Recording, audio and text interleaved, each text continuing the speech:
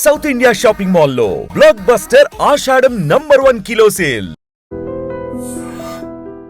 Ahmedabad air India విమాన ప్రమాదానికి సంబంధించి AAIB air craft accident investigation bureau 15 పేజీల నివేదికను విడుదల చేసింది. కాక్పిట్ వాయిస్ రికార్డులో ఏదైతే రికార్డ్ అయినటువంటి పైలట్లు ఇద్దరి సంభాషణ ఇప్పుడు కీలకంగా మారింది, సంచలనంగా మారిందని చెప్పొచ్చు. ఇద్దరు పైలట్ల మధ్య సంభాషణ వరకు వస్తే ఏఏఐబి నివేదిక ప్రకారం ఒక పైలట్ మరొక పైలట్ని అడుగుతున్నారు, మీరెందుకు ఇలా చేశారు అని. మరొక పైలట్ రిప్లై ఇస్తున్నారు, నేనేమీ చేయలేదు అని చెప్పి. సో ఈ ఏం చేశారు ఏం చేయలేదు అనేది ఇది దేనికి సంబంధించిందంటే ఇంధన సరఫరా, ఏదైతే ఇంజన్కు ఇంధనం సప్లై అయ్యేటటువంటి స్విచెస్ ఉంటాయో అవి కట్ ఆఫ్ మోడ్లో ఎందుకు వచ్చాయి అనే దానిపైనే ఈ పైలట్లు ఇద్దరి మధ్య సంభాషణ, కాన్వర్జేషన్ ఏదైతే ఉందో అది ఇప్పుడు కాక్పిట్ వాయిస్ రికార్డ్ అయినట్టుగా ఏఏఐబి చెప్తోంది. అంతేకాదు అసలు ఈ ప్రమాదానికి ముందు నుంచి కూడా ఏం జరిగింది అనేది కూడా 15 పేజీల నివేదికలో వెల్లడించింది ఏఏఐబి. సో ఇప్పుడు కీలకంగా ఇద్దరు పైలట్లో ఏ పైలట్ ఒకరిని ప్రశ్నిస్తున్నారు, మరొక పైలట్ ఎలా రిప్లై ఇస్తున్నటువంటి పైలట్ పేరేంటి అనేది తెలియదు. కానీ ఇద్దరు పైలట్లు కూడా ముంబైకి చెందినవారు. వీరు ఆ ప్రమాదం జరిగిన రోజు అంటే జూన్ 12వ తేదీన ఏదైతే అహ్మదాబాద్ ఎయిర్ ఇండియా విమానం ప్రమాదానికి గురైందో భారత విమానయాన రంగంలోనే ఇది అతి పెను విషాదకరమైన ఘటనగా మారింది.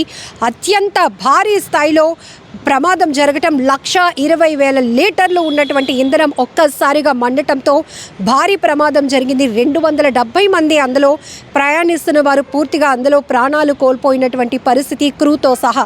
సో ఇందులో పైలట్లు వాయిస్ రికార్డ్ ఆల్రెడీ మనకి ఈ ముందస్తుగా ఎయిర్ ట్రాఫిక్ కంట్రోల్కి పైలట్స్ ఇచ్చినటువంటి ఈ కాన్వర్జేషన్ ఏదైతే ఉందో mayday call 3 times mayday mayday mayday అంటూ వాళ్ళు కాల్ రికార్డ్ కూడా గతంలో మనకి ప్రమాదం జరిగిన కొద్ది రోజులకే ఆ సంబంధించినటువంటి వాయిస్ రికార్డ్ బయటకు రావటం, అయితే మేము హెల్ప్లెస్గా ఉన్నాం, సహాయం చేయండి, మొత్తం మా చేతిలో ఏమీ లేదు అనే స్థాయిలో, అంటే మా చేతిలో ఇంకేమీ లేదు, ప్రమాదంలోనికి మేము వెళ్ళిపోతున్నాం, మాకు కాపాడండి అంటూ ఇచ్చినటువంటి ఇండికేషన్ కాల్ అది mayday call. Mayday mayday mayday అంటూ ఏటీసీకి పైలట్ ఇచ్చినటువంటి ఆ వాయిస్ రికార్డ్ అయితే బయటకు రావటం, ఆ తర్వాత దీనిపైన అనేక రకాల విశ్లేషణలు, అహ్మదాబాద్ విమాన ప్రమాద ఘటనకు సంబంధించి భారీ కుట్ర కోణం ఉందని ఈ ప్రమాదం జరిగిన కొన్ని క్షణాల తర్వాతే అనేక రకాల విశ్లేషణలు బయటపడటం మనం చూసాం. ఆ తర్వాత ఇంధనంలో అంటే సాంకేతిక పరమైన లోపం వల్లే ప్రమాదం జరిగి ఉంటుంది. ఇప్పటి వరకు ఎప్పుడూ కూడా ఈ విమాన ప్రమాదాలు ఈ స్థాయిలో జరగలేదు. ఫస్ట్ టైం ఇండియన్ విమానయాన సంబంధించినటువంటి రంగంలోనే అతి భారీ ప్రమాదంగా దీన్ని విశ్లేషించారు. ఎందుకంటే అంత పెద్ద సంఖ్యలో మృతుల సంఖ్య ఉండటం అనేది కూడా చాలా ఘోరమైన విషాదం. ఎన్నో కుటుంబాలేంటి, భారతదేశ వ్యాప్తంగా అసలు ప్రపంచాన్నే కుదిపేసినటువంటి విమాన ప్రమాదంగా కూడా దాన్ని మనం చెప్పుకోవచ్చు. సో ఇప్పటికీ కూడా కాక్పిట్ వాయిస్ రికార్డులో ఎలాంటి సంచలన విషయాలు బయటపడతాయి, ఇది ల్యాబ్కి పంపిన తర్వాత ఎలాంటి నివేదికలు ఏఐబి ఇస్తుంది, ఇన్వెస్టిగేషన్ బ్యూరో ఎలాంటి విషయాలు బయట పెడుతుంది అని ఇప్పటి వరకు కూడా చాలా ఇంట్రెస్టింగ్గా ప్రతి ఒక్కరు వెయిట్ చేశారు. ఎందుకంటే రకరకాల విశ్లేషణలు కొనసాగాయి ఈ విమాన ప్రమాదం పైన. సో ఈ కోణంలోనే ఇక్కడ మనం చూడొచ్చు ఆ పైలట్ల ఇద్దరి మధ్య జరిగినటువంటి సంభాషణ. నువ్వెందుకు ఇలా చేసావని ఒక పైలట్ అడగటం, మరొక పైలట్ రిప్లై ఇస్తున్నాడు, నేనేమి చేయలేదు, అదే ఆగింది అన్నట్టుగా. సో ఇప్పుడు ఈ స్విచెస్ ఎలా ఆఫ్ అయిపోయాయి, దానివల్లే గరిష్ట వేగానికి ఆ విమానం అనేది ఎయిర్ ఇండియా క్రాఫ్ట్ ఏదైతే 787 బోయింగ్ డ్రీమ్ లైనర్ ఉందో ఆ విమానం పైకి ఎగరలేకపోయింది. అక్కడే ఉన్నటువంటి ఒక హాస్టల్ భవనంపై అలా కుప్పకూలిపోయింది, పేలిపోయింది. ఆ పేలుడు దాటికి అందులో ప్రయాణిస్తున్న వారు కావచ్చు, పైలట్లతో సహా క్రూ సిబ్బంది మొత్తం 270 మంది వరకు చనిపోయినటువంటి ఘటన. ఒకే ఒక్కరు రమేష్ అనే వ్యక్తి బయటకు వచ్చారు. ఆయన నుంచి ఏదైనా కీలకమైన సమాచారం అందుతుందేమో అనుకున్నాం, కానీ ఆయన కూడా నేను ఇలా బ్రతికి ఉండటం ఒక ఆశ్చర్యమే అనేటటువంటి సమాధానం చెప్పారు. నేను బయటకు వచ్చి చూసేటప్పటికి మొత్తం చెల్లా చెదురైపోయింది, విమాన శకలాలు ముక్కలు ముక్కలుగా పడి ఉన్నాయి, మృతదేహాలు చెల్లా చెదురుగా పడున్నాయి, బట్ నేను ప్రాణాలతో ఎలా బయటపడ్డా బయటపడగలిగానో తెలియలేదు. నన్ను అంబులెన్స్ దగ్గరికి కొంతమంది తీసుకొచ్చారు, హాస్పిటల్కి వచ్చాను, ట్రీట్మెంట్ తీసుకుంటున్నాను. ఇదంతా ఆ దేవుడి దయ వల్లే నేను ప్రాణాలతో బయటపడగలిగాను ఇంత భారీ విమాన ప్రమాదం నుంచి అంటూ ఆయన చెప్పిన విషయం.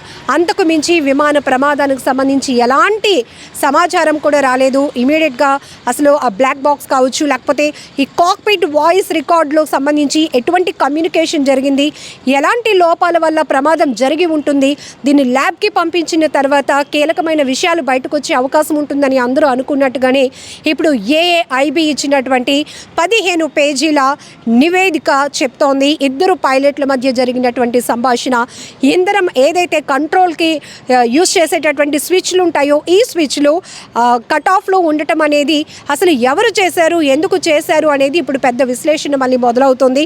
సో అంతకుముందు వీళ్ళు అంటే జూన్ 12వ తేదీన కరెక్ట్గా 1:38 ప్రాంతంలో టేక్ ఆఫ్ అయిన కొద్ది నిమిషాలకే విమానం ప్రమాదానికి గురి కావటం, అలా ఒక హాస్టల్ భవంతిపై మెడికల్ కాలేజ్ సంబంధించిన హాస్టల్ భవనంపై కుప్ప కూలిపోయి భారీగా పేలుడు సంభవించడం ఇదంతా మనకి తెలుసు.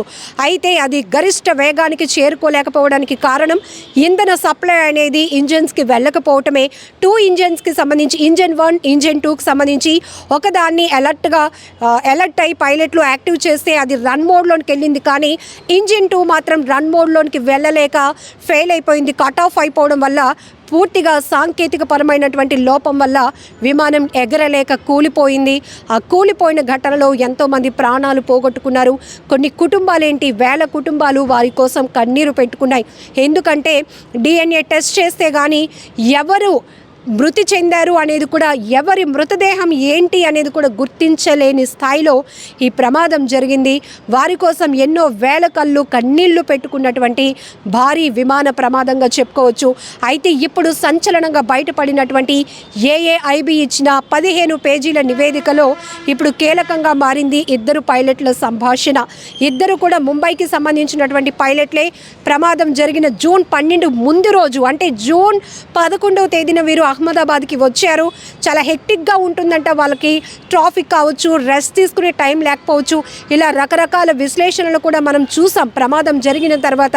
అయితే వీళ్ళకి ఉదయం 6:25 కూడా బ్రీత్ అనలైజర్ టెస్ట్ కూడా చేశారు ఎయిర్ ఇండియాకి సంబంధించిన అధికారులు. అప్పుడు కూడా మేము అంటే ఫ్లైట్ టేక్ ఆఫ్ రన్ చేయడానికి ఫిట్గానే ఉన్నాము అనే సమాధానం పైలట్ల నుంచి, క్రూ నుంచి కూడా వచ్చిందంట. ఇదంతా బాగానే ఉంది, కానీ సాంకేతిక టెక్నికల్ ఇష్యూనే ప్రధాన లోపంతో ప్రమాదం జరిగి ఉంటుంది అనే అంచనాల ప్రకారమే అనుకున్నట్టుగానే ఇప్పుడు ఈ నివేదిక కూడా చెప్తా ఉంది.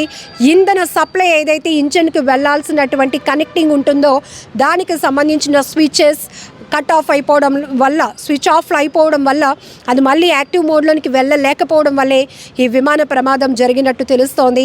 ఇంతకీ ఈ ఇద్దరు పైలట్ల సంభాషణలో ఏ పైలట్ ఎవరు, అసలు ఆ పైలట్ పేరేంటి, ఆయన డీటెయిల్స్ ఏంటి, ఆయన ప్రశ్నిస్తున్నటువంటి పైలట్ పేరేంటి, డీటెయిల్స్ ఏంటి అనేది కూడా ఇంకా పూర్తిగా బయటపడలేదు. కానీ ప్రస్తుతానికి ఏఏఐబి ఇచ్చినటువంటి నివేదిక చాలా కీలకంగా మారిందని చెప్పొచ్చు. ఇప్పుడు దీనిపైన ఇంకా విభిన్న కోణాల్లో విశ్లేషణలు కూడా మొదలు కాబోతున్నాయి. అసలు ఇంతమందితో ప్రయాణించే అసలు విమాన ప్రయాణం అనేది కూడా చాలామందికి ఒక డ్రీమ్. ఎందుకంటే అతి వేగంగా గమ్యస్థానాలకి చేరుకోవచ్చు. చిన్నపిల్లలు ఉన్నారు, వృద్ధులు ఉన్నారు, మహిళలు ఉన్నారు. కుటుంబాలతో వాళ్ళ కలలు సాకారం చేసుకోవడానికి లండన్కి ప్రయాణం అవుతున్న ఎన్నో కుటుంబాలు ఇందులో ఛిద్రమైపోయాయి. కొన్ని వేల మంది వారి కోసం కన్నీళ్లు పెట్టుకున్న స్థాయిలో ఈ భారీ విమాన ప్రమాదం అయితే జరిగింది. మొత్తానికి ఇప్పుడు ఏఏఐబి ఇచ్చినటువంటి నివేదిక కీలకంగా మారిందని కూడా చెప్పుకోవచ్చు. నిజంగా ప్రస్తుతం ఉన్నటువంటి సమాజం దేనికి ప్రయారిటీ ఇస్తుంది? ఆర్థిక సంబంధాల చుట్టూ మాత్రమే తిరుగుతుంది. మళ్ళీ ఎన్నికలంగానే చాలా విరక్తి కలుగుతాను. మంచి అనిపిస్తుంది కదా, లేడీస్ కూడా ఛాలెంజింగ్ జాబ్స్ చేసినప్పుడు చాలా బాగుంటది. ఫుడ్ డెలివరీ ఇవ్వటానికి వెళ్ళినటువంటి డెలివరీ బాయ్ అనిల్ పై కళ్ళ ముందు